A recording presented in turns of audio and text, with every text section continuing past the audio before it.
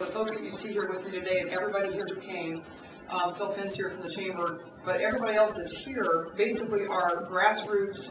They're moms and dads, they're grandmas and grandpas, they're sending their kids to these school corporations, they're going to churches, and I think the way I want to present this to you today is that whenever we see a large group of people in the state of Indiana and in our country, they're affected by what's happening with energy costs and energy prices. So I wanted to pitch something out here today to Hoosiers, and kind of a very simple thing here, but kind of a three-point plan. I mean, obviously we were going to stand in front of Monaco today because of being an example of what happens when an industry leaves town and takes over 1,000 workers with them, and an industry that's been as affected by gas prices as the RV industry.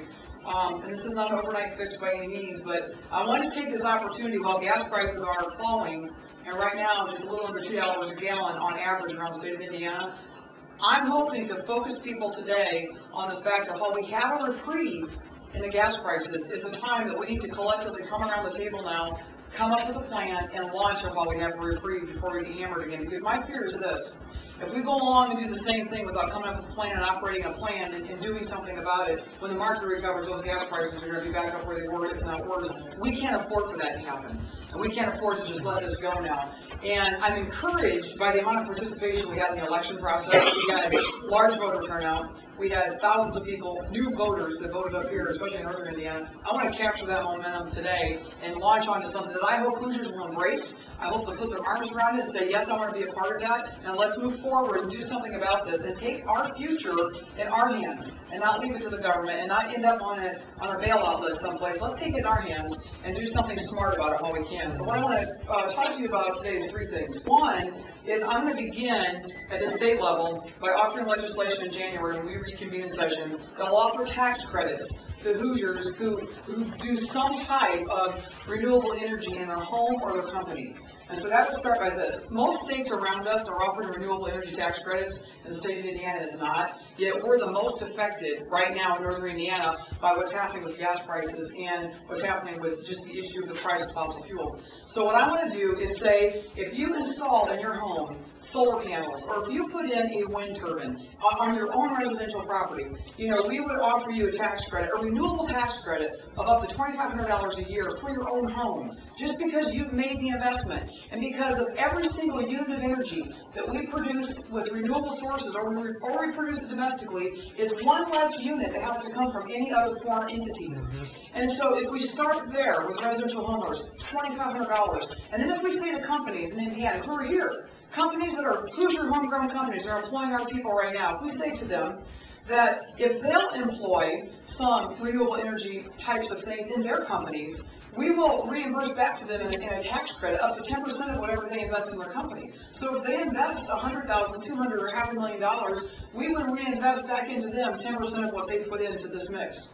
And then the third thing I think we need to do is I think we need to look at our tax credits that we're offering companies right now to come into the state of Indiana that are actually green companies that are producing things like wind turbines and component parts for wind turbines and the pieces that we need. We are the manufacturing hub. When a company comes into Indiana and says, a renewable energy company, and they come in and they say, we want to build wind turbines, well, the best place for them to go and the quickest people that should be getting to the table are us in Elkhart and St. Joe County. Because what we have to offer the people when they look at Indiana is we have massive amount of manufacturing space available right now. We have a workforce that is trained and willing to be retrained and ready to be sent into new areas of technology. And I think this is a prime time for us to offer those tax credits on three levels: to every Hoosier homeowner, every Hoosier business, and to any business willing to be located in the state of Indiana.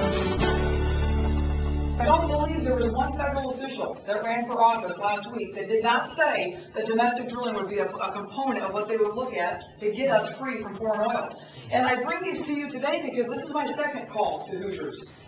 Number one call is call your state legislator and tell them to vote for these tax credits that we're going to be proposing at the state level, because we've got to start there. Number two is call your congressional people you just voted for and send a message to the new president-elect that says that we've got to have domestic drilling. Because 96% of our products are petroleum-based, and it's going to take a good 20-some years to get where we want to be to where we're actually impacting this market. And so we do not want bans put back on offshore drilling on the Outer Continental Shelf. And I believe this. I believe that Hoosiers went to the polls and made really studied, studious, thought-out decisions as to who they want to represent them. And I think this is a time that we have to grab a bipartisan issue that has nothing to do with personal politics, has everything to do with the fact that, honestly, this is where we're at. Honestly, this is where we're going. We have got to put all of the allows the drill to use our own resources that we're sitting on the nation. That would be my second call to Hoosiers. And thirdly is this. The other piece of renewable energy, well, the other piece of energy that we're seeing on the state of Indiana as fossil fuel is coal. Indiana is a coal-producing state. And there were some fast and furious rhetorical comments made before the election about shutting down the coal industry by bankrupting coal gasification plants. And I want to tell you this, I brought a couple of facts I wanted to share with you. 95% of the electricity generated in Indiana is coal-based, and Hoosiers use 80% of that generation. 3% of the nation's coal comes from Indiana's 27 coal mines. It's the 10th largest generator of electricity, coal is, and we in Indiana are the 10th lowest in electricity prices because of coal. Hoosiers have to pay attention to clean coal technology like gasification. Coal gasification plants are being built right now in Lake County and southern Indiana. The jobs that coal gasification plants bring start at between $65,000 and $75,000 per year. And I believe we have an opportunity here to do this. I believe that as we have a chance to start bringing tax credits in at the state level, ask our federal officials to allow us to drill domestically, and we continue to push for clean coal technology. Those are three things that Hoosiers can do right now that can assure us that we're going to get where we want to go, which is an alternative energy nation with alternative energy jobs centered and headquartered in northern Indiana. Because, you know, we're listening right now to the news where the big three automakers are talking about being bailed out by the federal government or filing bankruptcy. We've got three automakers in the state of Indiana as well. We've got an RV industry that has propped up the economy of northern Indiana for years. We have to be honest about the problems that we're facing, and I think smart enough to come together and say, let's do this.